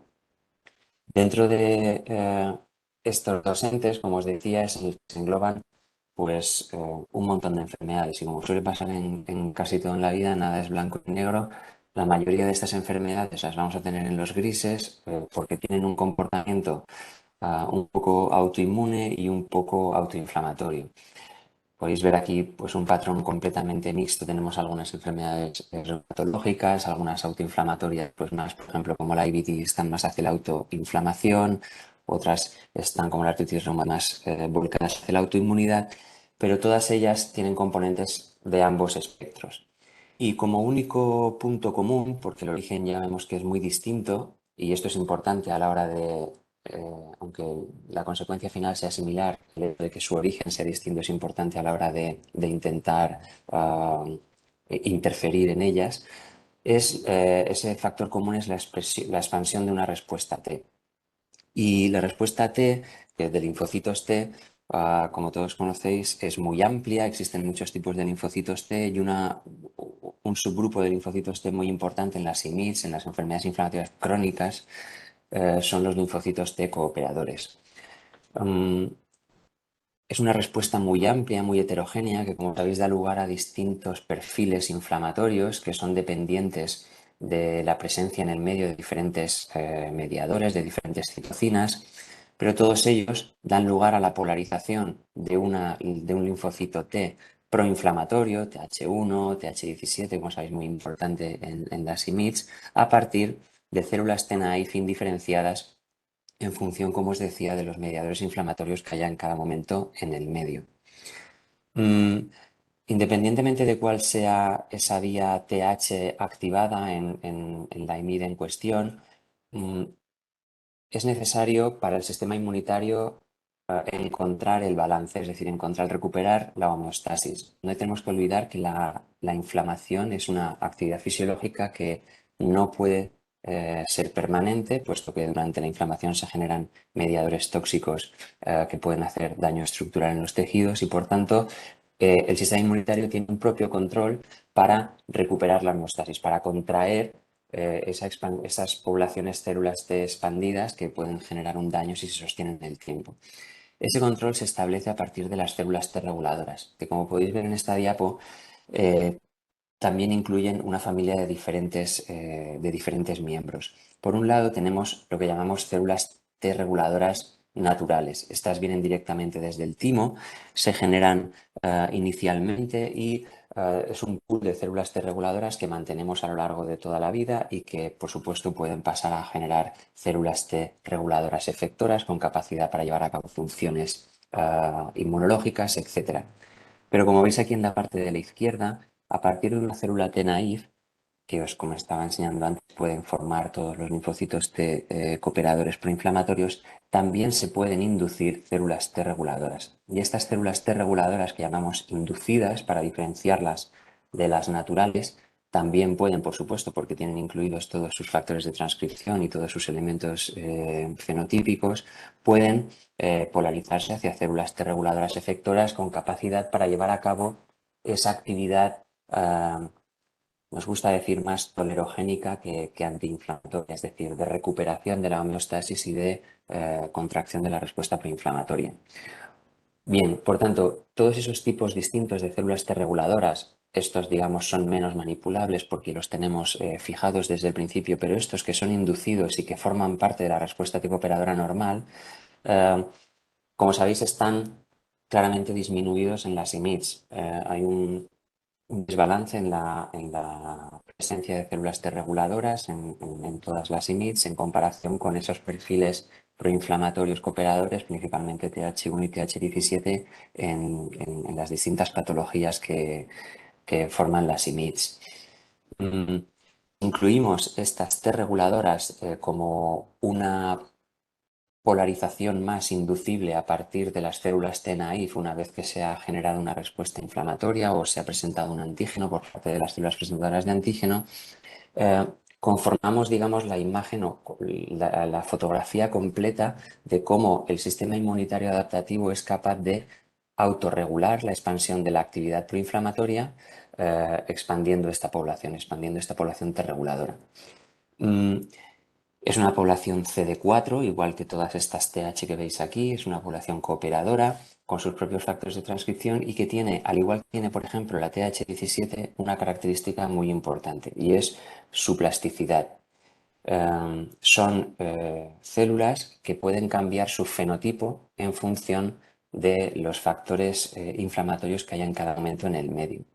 Por eso es muy importante las citocinas que tenemos en cada momento presentes o que se están produciendo en un momento dado y por eso también es cada vez más importante saber cuál es el estadio en una enfermedad, porque en cada momento de la enfermedad vamos a tener presentes unas moléculas inflamatorias distintas para poder personalizar, como estaban comentando antes, mejor las terapias. Esa plasticidad que existe, por ejemplo, entre las células T reguladoras y las TH17 es dependiente de citocinas como, por ejemplo, la interleucina 23. En presencia de interleucina 23, que ya sabemos que veíamos en la diapositiva anterior que sirve para polarizar el perfil TH17, bien, no solamente hace eso, sino que células T reguladoras cambian su patrón de expresión de factores de transcripción y pasan a convertirse también o a expresar también factores de transcripción TH17. De manera que células que deberían estar generando mediadores antiinflamatorios o tolerogénicos como la interleucina 10 o el TGF-beta pasan también a generar productos proinflamatorios como la interleucina 17. Esto es así porque estas citocinas, por ejemplo la interleucina 23, que se produce como consecuencia de la expresión de este factor de transcripción que identifica las TH17, cuando está presente en el medio bloquea el factor de transcripción que identifica las células T reguladoras y que se llama, o que lo habréis escuchado alguna vez, que es FOXP3. En presencia de IL-23, este factor no se puede expresar, no transcribe y por tanto las células T reguladoras pierden su fenotipo tolerogénico. Si nosotros quitamos IL-23 del medio, quitamos la represión sobre ese factor de transcripción y entonces este empieza a producir TGF-beta y es entonces este TGF-beta el que bloquea la producción de IL-17 o de TH17. Por tanto, es muy importante que dependiendo de cuál es la composición inflamatoria que tengamos en cada momento, soluble, vamos a tener una polarización hacia un perfil o hacia otro y además también recordar de forma muy importante, esto es totalmente reversible todo el tiempo, es decir, estas células pueden estar yéndose a la izquierda y a la derecha todo el tiempo en función de cómo varíe ese microambiente en cada localización.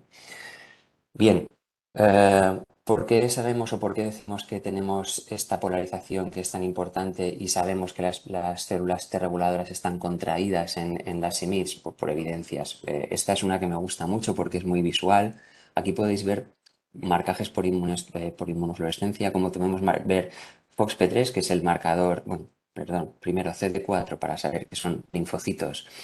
T cooperadores, FOXP3, que es el factor de transcripción de una célula T reguladora, y sin embargo, veis, está expresando al mismo tiempo IL-17A. Estamos aquí, en este momento de aquí. Tenemos una célula T reguladora que se está polarizando hacia el perfil proinflamatorio. Esto es un ejemplo en piel en psoriasis. También sabemos que hay una reducción en la población de células T reguladoras por ejemplo, en artritis psoriásica. Aquí veis un incremento de las células TH17 y una reducción en la población de células T reguladoras. Además, en este caso, con una correlación negativa con distintos scores de la enfermedad y incluso de calidad de vida, como podéis ver ahí. Como hemos visto, psoriasis, artritis psoriásica, por ejemplo, muy paradigmáticas también en enfermedad inflamatoria intestinal, tanto en Crohn como en colitis se encuentran reducidas en comparación con los controles sanos, poblaciones en sangre periférica. En artritis reumatoide, por ejemplo, también veis tanto en fase crónica como en fase aguda una reducción significativa de la población de células T reguladoras. Por tanto, hay mucha evidencia y está muy comprobado esa reducción en la capacidad del sistema inmunitario para autobalancear la proinflamación que está generada y que está sosteniéndose en el tiempo y que está ayudando a la progresión de la patología IMiD. Por tanto, con el tiempo se ha ido viendo que la recuperación de la población T reguladora es muy importante a la hora de intentar interferir en este descontrol del sistema inmunitario. De forma que todas estas terapias biológicas que han estado mencionando anteriormente y que conocéis frente a distintos mediadores de las vías T cooperadoras, TH1, TH17, etc.,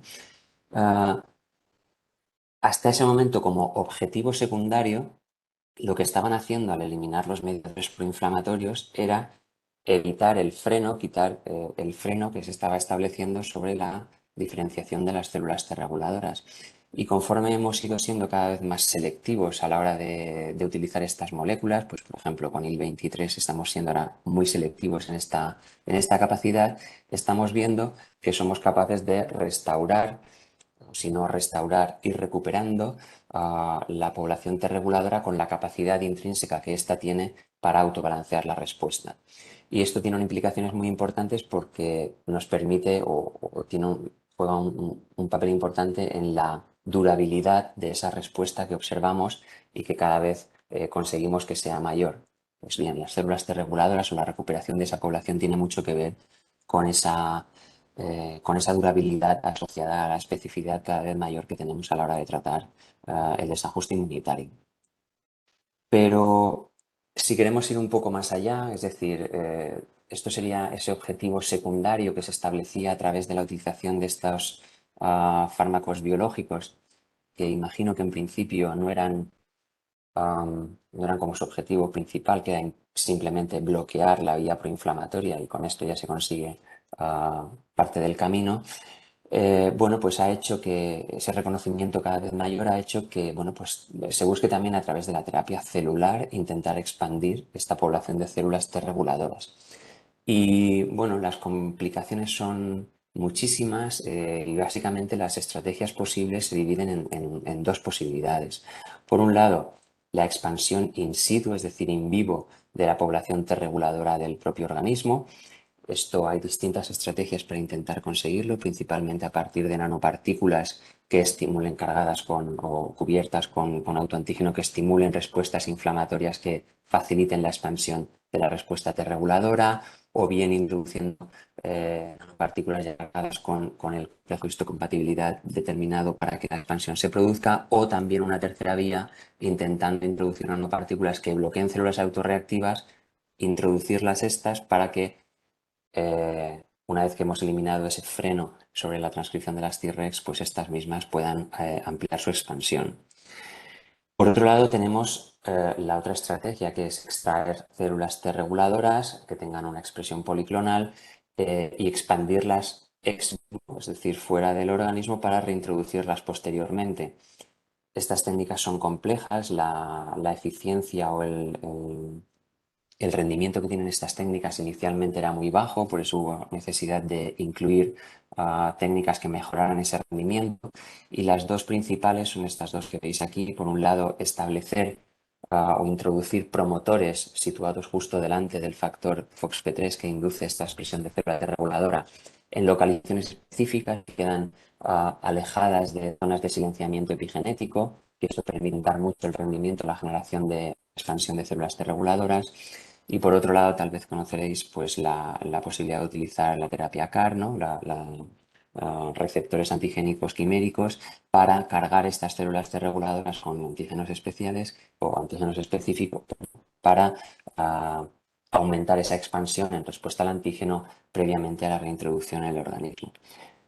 Como os digo, la terapia celular, como sabéis, tiene muchísimas dificultades, sobre todo de reintroducción en el organismo y de aprovechamiento de rendimiento celular o de rendimiento inmunológico en este caso, pero son terapias que están actualmente pues, en ensayos clínicos, incluso para algunas patologías, algunas se pueden utilizar.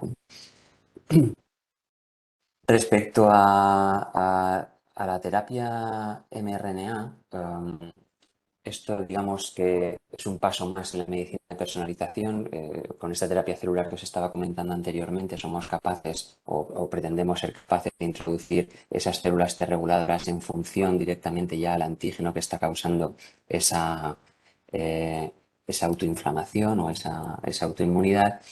En el caso de la terapia mRNA queremos seguir profundizando un poquito en toda esa actividad digamos, personalizada que ofrecen todas las técnicas de biología molecular, ¿no? Que están introduciendo en biomedicina.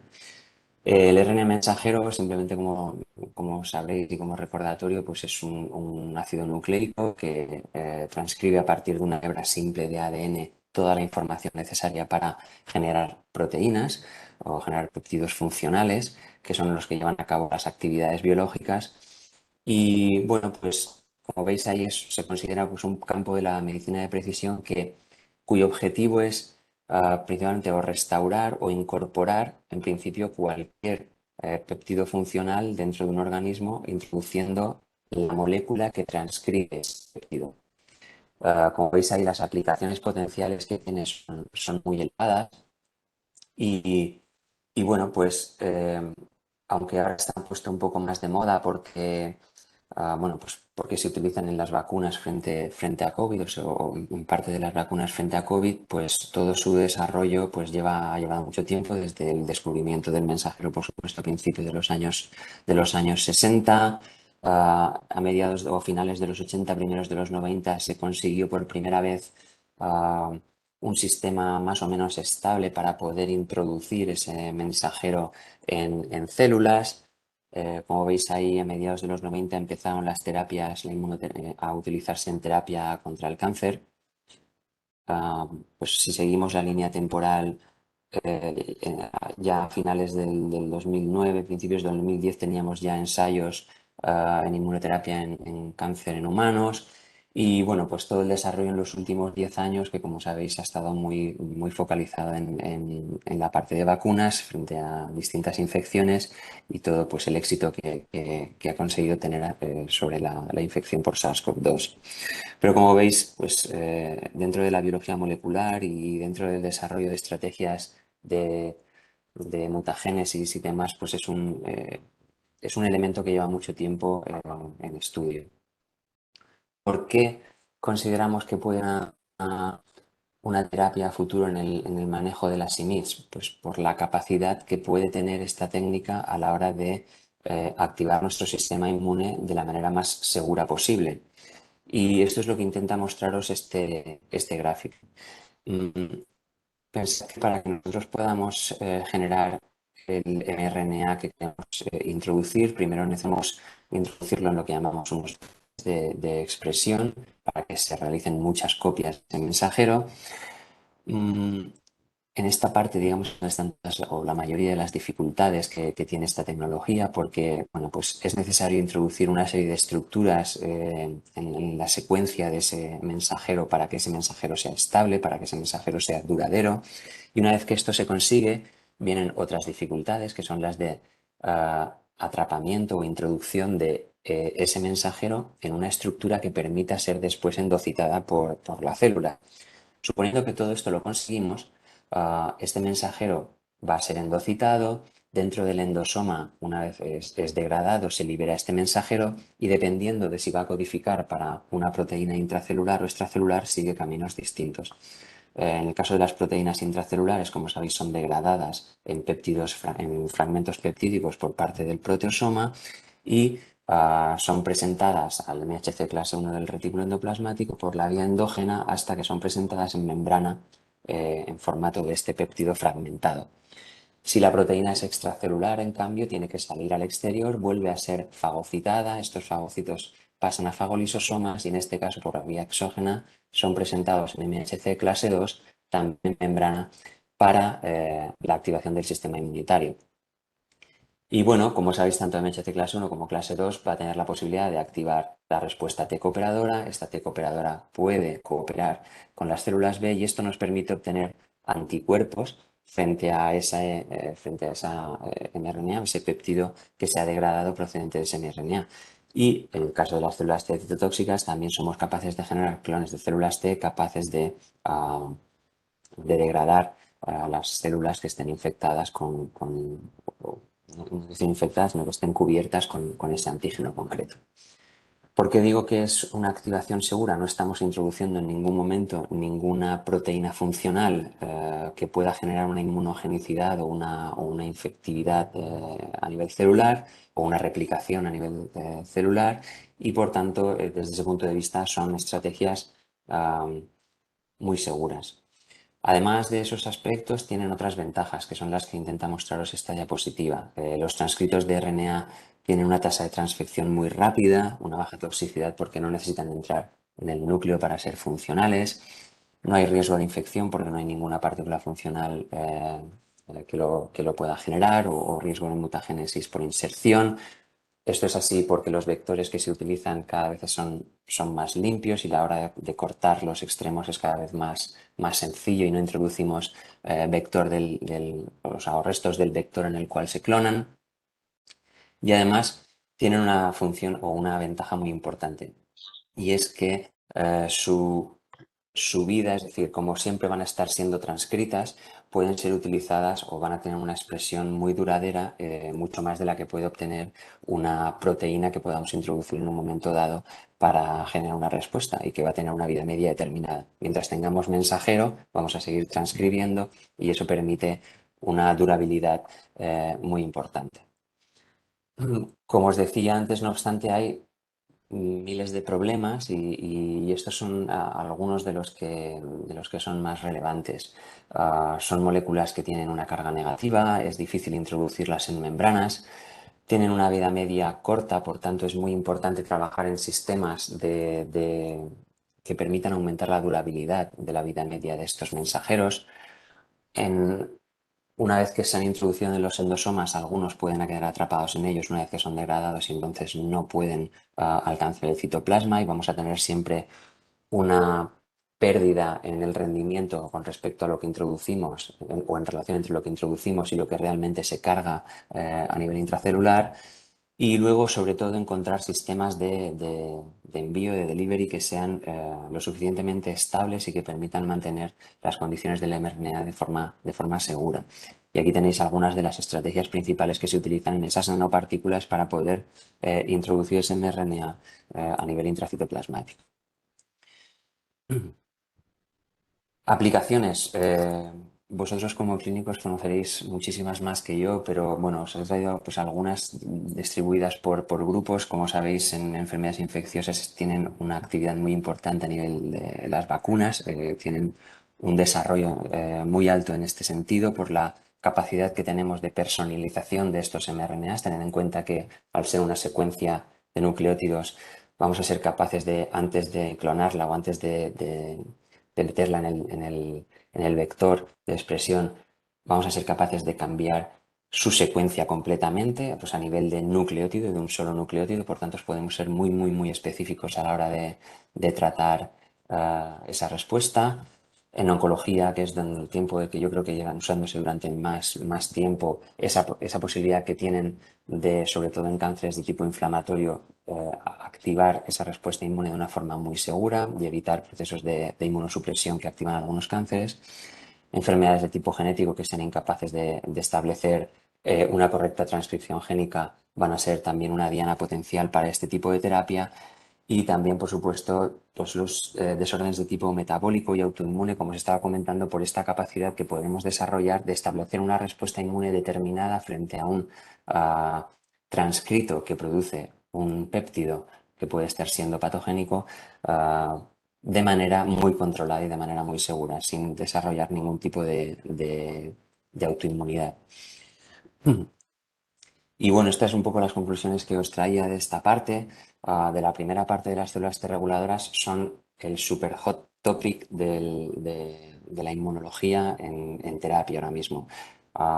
Son la única población que tenemos que recupera, que contrae la respuesta inflamatoria y aunque inicialmente no era la diana específica a la hora de contener la inflamación en el MITS, cada vez se ha visto que es más importante o que si conseguimos restablecer esa población, la eficacia que consiguen esas terapias es mucho mayor. Por tanto, todas las estrategias que vayan establecidas o que vayan dirigidas a recuperar ese fenotipo Treg inducido en ese control inflamatorio facilita mucho la duración de las respuestas y mejora mucho la eficacia de los tratamientos. Y bueno, pues esta segunda parte, la terapia basada en mRNA, lo que permite es la expresión de cualquier proteína de interés in vivo con un riesgo relativamente muy bajo y la aplicación fundamental que puede tener en las IMIDs está basada en esa capacidad de presentación de los productos degradados en nuestra respuesta inmune de una manera, como digo, muy segura y que nos permita tener una educación o tener el sistema inmunitario educado o diseñado cuando aparezca esa autoinmunidad o esa autorreactividad posible. Y bueno, por mi parte, esta era la presentación y estaré encantado si tenéis alguna pregunta.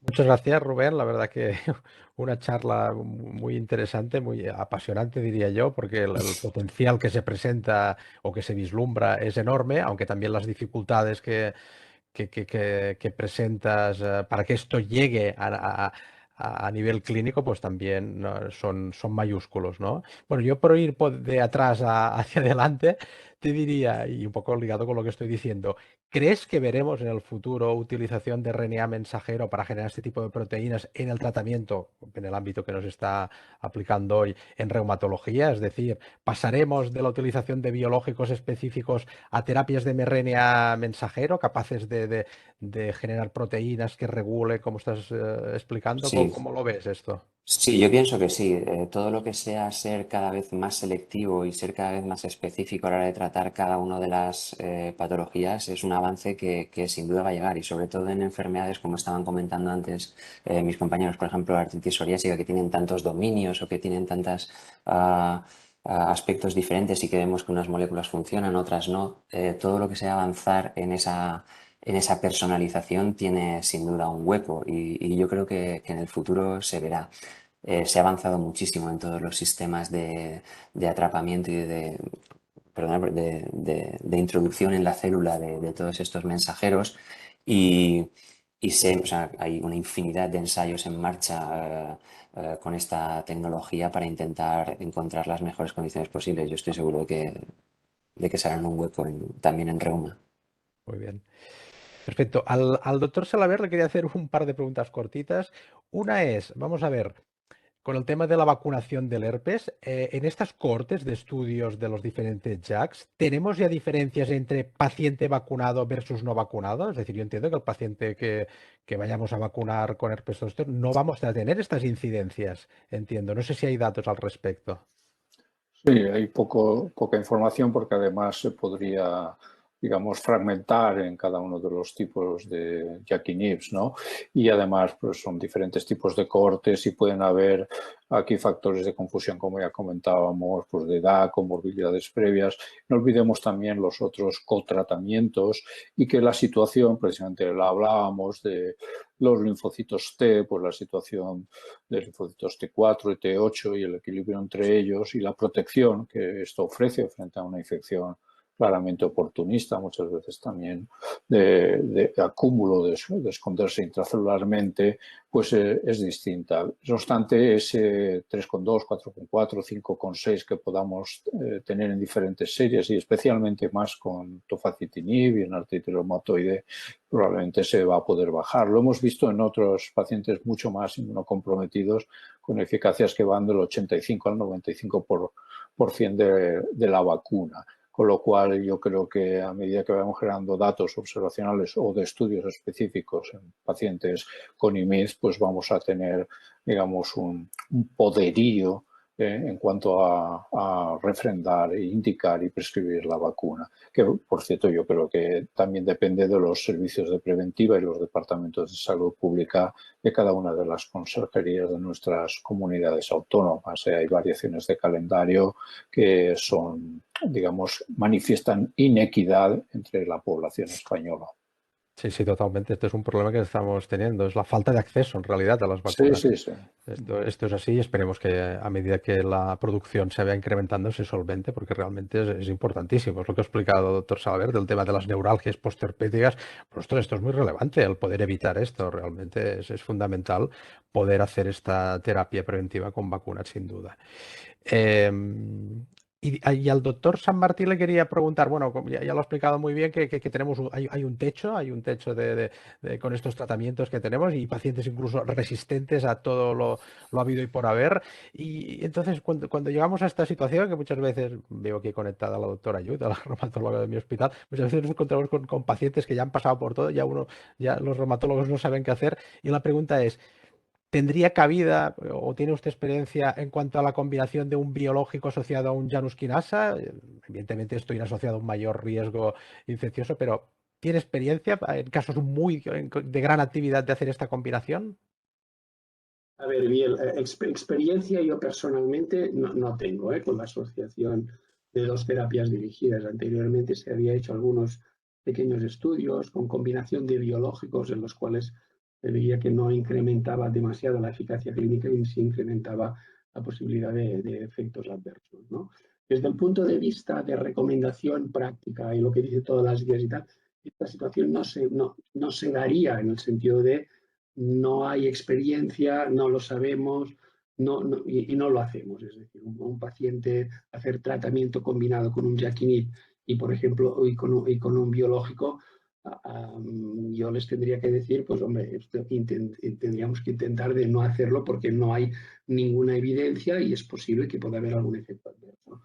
Incluso algunas veces alguna señalización que hacen de algunas determinadas citoquinas, algunos JAK-inhibs, se parece también a la acción que puede tener algunos biológicos. Por ejemplo, no tendría demasiado sentido hacer una combinación, por ejemplo, de un JAK-inhib, por ejemplo, de baricitinib, pues con un inhibidor de la interleuquina. Probablemente no incrementaríamos la eficacia terapéutica. Pero como no sabemos qué pasa con lo de los efectos adversos, desde el punto de vista de recomendaciones, yo te diría que esto no se puede hacer, ¿eh? Y no está incluido en ninguna. Una cosa es que yo te diga que no se puede hacer y otra cosa es que alguien lo haya hecho, ¿eh? Porque este es un tema que lo hemos hablado en diferentes foros y siempre hay alguien que te dice, yo tenía aquel paciente tan refractario y le hice pues, el tratamiento combinado y parece que funciona bien y no le ha pasado nada, ¿eh? Pero ya decía, experiencia propia y en mi servicio, de forma que es la excepción que confirma la regla, pero al final lo hicimos un enfermo con artritis psoriásica con un funcionamiento un poquito dudoso. La idea en general es que no. No, evidentemente, en este balance beneficio-riesgo, obviamente, efectivamente, siempre Sí. seguramente nos iremos más hacia un mayor riesgo. Además, seguramente serán pacientes, o al menos yo estoy pensando en algún paciente de artritis reumatoide que vemos aquí muy refractario, que irá además con corticoides, con lo cual, además de añadir esta combinación, irá seguramente con corticoides, quizá dosis altas, de manera que el balance beneficio-riesgo es probable que, como dice el doctor San Martí, se fuera hacia la balanza del riesgo. Sí, bien, si me permites, Sí, claro, esto, por favor. sí, desde el punto de vista inmunológico, además, tiene dos consideraciones importantes. Una es el riesgo, por supuesto, de inmunosupresión, que es muy alto, y otro es el de la redundancia en cuanto a mecanismo de acción. Las JAK-inhibs, teóricamente, al ser esos segundos mensajeros, van a ir a la ruta intracelular que permite la generación de todos esos mediadores que bloquean las moléculas biológicas. Por tanto, habría una redundancia muy importante. A lo mejor por eso no se ha visto un efecto muy superior si se han probado juntas. Claro. Y esto, por ejemplo, que ha surgido también mucho en enfermedad inflamatoria, es lo que sí se tendría sentido a lo mejor probar son moléculas con acciones muy distintas dentro de los biológicos. Por ejemplo, antiintegrinas con anticitocinas que generan actividades muy distintas, ¿no? Pero con JAK-inhibs parece, por esos dos problemas, un poco más complejo, ¿no? Muy bien. No, muy interesante todas estas aportaciones que nos hacéis, sobre todo los farmacéuticos, que tenemos que validar a veces algunas propuestas que nos hacen los clínicos y estas aportaciones que nos hacéis pues nos permiten ser cautelosos, que es lo que pensamos también, en general. Pero bueno. Muy bien, no sé si alguien de los que estáis de oyentes, no sé, Joaquín, Pera, María Antonia, no sé si alguien quiere decir algo o tenéis alguna pregunta. ¿No? Bueno. Pues sin más, pues agradeceros, la sesión ha sido espléndida, realmente teníamos muchas expectativas en este tridente que teníamos hoy y no nos ha defraudado, todo lo contrario. Muchísimas gracias por la sesión, hemos aprendido mucho. Comentar que la sesión está grabada, algunos clínicos, por ejemplo, el doctor Toni Joan, que lo conocéis, del Hospital de Sant Jarse, nos ha pedido que la sesión la grabáramos para compartirla y entonces, bueno, que sepáis que la compartiremos con los clínicos de Baleares que nos lo han pedido. Sin más, muchas gracias y muy buenas noches. Gracias a todos. Gracias, un Adéu. placer. Hasta la próxima. Adeu. Adéu, bona nit. Bona nit.